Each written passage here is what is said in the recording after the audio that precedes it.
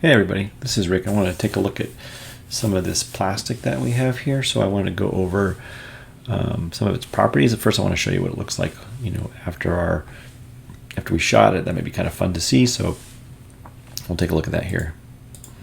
So this is the Plazit Polygal Monogal, also called Plascarb, if bought from another place. Let's show you that the bullets did make it through the plastic, though this was only the plus P 1800 feet per second rounds, and they did actually rub some of the ink off the book onto the hole. You can see the red there. Then here we have it's actually Cyrillon Uv2. Actually pretty good stuff. I mean, the bullets made it through. You can see the ink shattered right off the book onto the plastic. It made it through, but it didn't shatter or break. And of course we have the CBCS case. Yeah, offered no resistance whatsoever, so that one's a goner. And what else do we have here? We have this was the Acrylite Gallery UV. This was UV protective, but there's little left of it. Even a huge holes in this stuff. The comic's probably, partially damaged just from the plastic flying through it at this point. And if you look at the comic book, you can see that some of this damage to the paper is from the plastic. It's embedded in the paper itself. Not that the book's worth anything with a big hole in it, but just a point of reference to see that. You can see it at the other side too, here in the back. And here's regular lucite acrylic. This stuff, even with this paper, it was just nothing left of it. This stuff just shattered like crazy. And this is an interesting one. This is the Chemcast. Sorry, this isn't the interesting one. The Chemcast UV, just zero UV protection, but no protection otherwise at all. This is more, it's similar to the Plascarb, I think. It's that PMMA material, actually, is what this is called. Polymethyl methacrylate, I think. It's, bullets got through it, but it slowed them down pretty good, and it didn't shatter. You can tell when you look at the edges of things if they're Lexan, because they're kind of dark and the lucite's. And even this thicker 3/8 inch thick acrylic is pretty thick stuff, but it just was obliterated, right? There's nothing left of it. So just a point of reference there. Thicker isn't always better. So let's talk a little bit about the data itself. So we have some ordinal values on the left here. So the blue means continuous, and these the sort of red things mean that it's not really, it's ordinal. Or sorry, nominal, and ordinal would be green. They're in order, so it doesn't make any difference. It's just whatever it is. So this bullet resistance we rated at 1 to 5. Nothing was 5. Nothing was really bulletproof completely. And we should have done the same thing with fireproof, and the others we could have put them on that. Well, actually, let's just do that. Let's just say that the 0 means it's not fireproof, and 1 means that it is, sort of. At least for some duration of time, and then we can see that turn to something else. So fireproof, which is this guy here, we're going to turn this to ordinal. You'll see it turn green. So 1 is better than 0. That's what that means. So the green is kind of ordered, and the bullet resistance we're seeing is continuous. Yellows over time. We'll just say that this, or do the same thing here. We'll say no, no, no, no. We'll say yes, yes, no, no. We'll say that that's actually continuous for yellows over time. We'll change this to, can we do that now? I think I can actually change that under column info and properties. I think I can change that to numeric and then continuous. It'll turn blue over here, and it did. So now we have a way to sort of optimize these things, and we will do that. We will go to under graph analysis. I'm just going to do a kind of a quick, not really making a lot of sense one. So we're going to say we're going to put everything in the y variables. We're going to say that yellows over time, everything that's continuous anyway. We'll say that the bullet resistance, fireproof, all those things, we'll put those in the y, and then we'll put material and thickness in here. Actually, we can't put material because it's not continuous. We'll put that here. We're going to say run. Take a look. What does this thing look like? I'm going to try to smash this so you guys can see it on the screen here.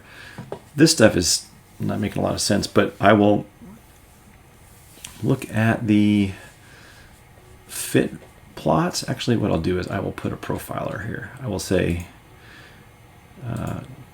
here we go. So we'll have some error, and we'll look at this and say, oh, what is this? We'll add the desirability functions at the end. So we'll say, which one of these things do you want to have high and have low, right? So we'll look at the things we've looked at here. We looked at yellows over time. Is that important to us? We're saying that we want that to be 1 and a high value, and low is a no, and everything's equally important. So if I said what material is the best, and I said maximize desirability, that's where it would be right there.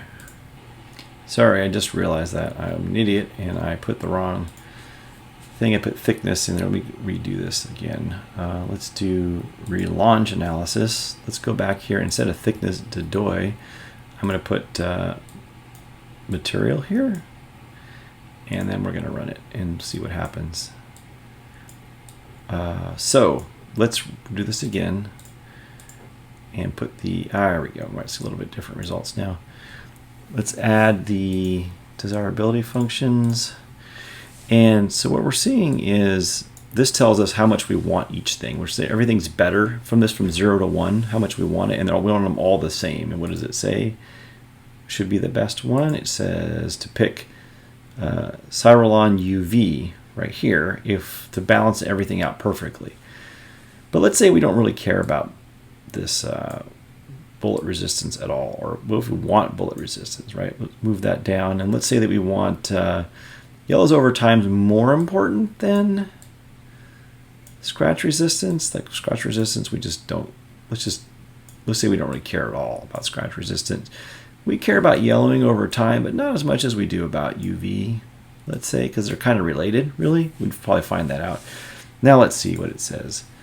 It says, now it says that that is the Plascrill. Plascrill is the best balance of these things if that's what we want to do. Now if we put cost in here, I'll bet you if we put cost and we wanted cost to go lower, things would change dramatically.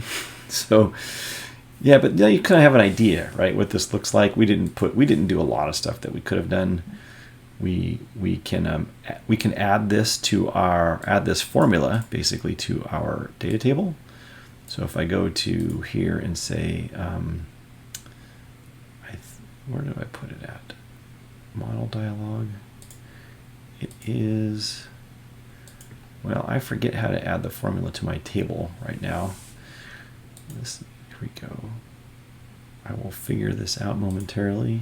Never mind, I just realized there is no way to save the formula to the data table because the materials are not a continuous variable. But let's take a look and just have a little bit of fun with the graph builder and just kind of build ourselves a little graph here. I will put the material here and let's just look at some different things. Like let's look at scratch resistance. I'll put these into, I'll make this a bar graph here, and then you can see the differences there. We can look at the UV resistance by material, and then we'll say it by thickness. So they were different thicknesses. We didn't do all of them in all the sizes. We can look at if they were fireproof or not. We're just going to get yes or no. These are the kind of things that we can just kind of have a little fun looking at and graphing lots of things at once. We can look at these two at the same time, and then we can color them by scratch resistance, right? So this kind of stuff is a fun way to sort of look at the materials, and kind of learn about them and pick stuff we want to do. I gotta tell you, I'm really liking this Cyralon UV. Seems like a good choice because this can be laser cut. Yellows over time a little bit, but I happen to know that's not very much, and over a long time. High scratch resistance, medium bulletproofness. It's not fireproof. Cost is low, but it's not bad stuff. It's kind of looking okay to me.